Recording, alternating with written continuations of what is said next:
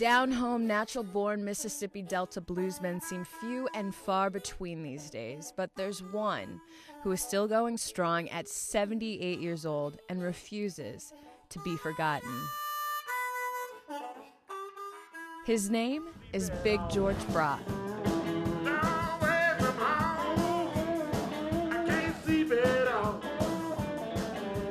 The big can refer to his deep voice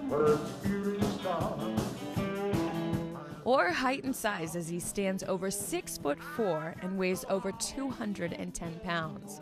Or it could simply be his talent, soul, heart, or passion. I feel good. I feel good. There's no doubt about it. I do. I ain't never got to the place where I know enough. I'm always trying to learn something extra about the blues. The blues is medicine to pain. It's better than the doctor. If you really understand the blues, you need the blues for your pain.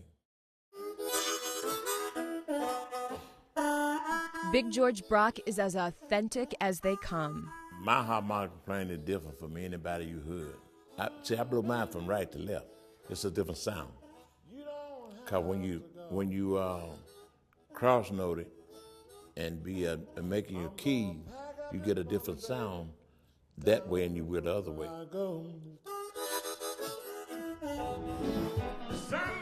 He even has his own unique style of performing. I used to walk the tables and stuff, you know. Then I get on the floor and I make my band get down there too, you know. All of us get on the floor and play. If you play laying down, you sure can play standing up. That's my trouble. It's something different that people don't do. And I want it to be different. And at a time when most blues musicians his age have stepped away from the spotlight or have simply been forgotten by the public, Big George keeps his name in the paper, voice on the radio, and presence on stage, keeping the blues alive as well as his love for the music and performing it. A lot of people don't know that I'm serious about what I'm doing. A lot of people don't know about I'm honest in what I'm doing. And I wish the Lord that I could explain myself to the people more than I do now, you know. Big George's early years couldn't be any more fitting for a natural blues musician. Well, he grew up on a Mississippi Delta plantation. Cotton, corn, most anything. We raised everything. And when he outgrew sharecropping, Big George moved to St. Louis in the early 1950s to make it as a professional bluesman. He's played with some of the greatest names in blues history. I played with Howlin' Wolf in Wall, Mississippi.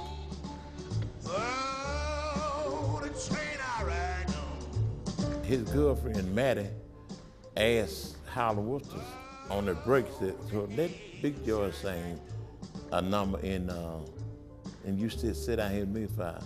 He said, okay. I had to get up there and I did a couple numbers, you know.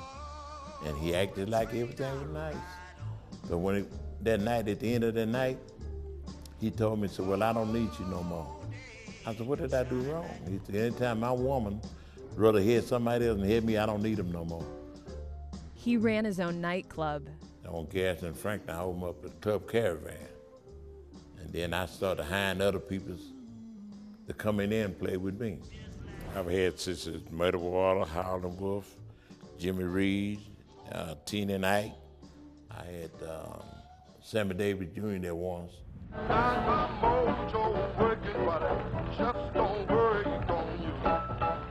Perhaps one of the most interesting side notes to Big George Brock's life was his relationship with the world-renowned blues musician Muddy Waters. Well, me and Muddy would come out the same plantation. We were on the same farm together. And I had the privilege to be with him a lot more than I did any other musician because that we was from down south together. But when I came to the north, I ran across him again. So we got together and we played different. He played at my place like 7 nights a week, you know, sometime. And then he'd go to Chicago and I would visit him in Chicago. So we were real close friends. We were real good friends. Say you love me, baby. That's Muddy Water. Muddy was my identification man for the blues, you know. I just liked his style, and he just was a natural good man. Just shy of 80 years old, Big George Brock has finally earned legendary status. He has seen and done it all in more than a half-century as a professional musician. He's lived through the hardships of sharecropping and segregation, yet enjoyed the pleasures of performing. He's experienced a time when he would play all night for just $25, to a more recent occasion where he's blown his heart for a roaring crowd as far away as Europe.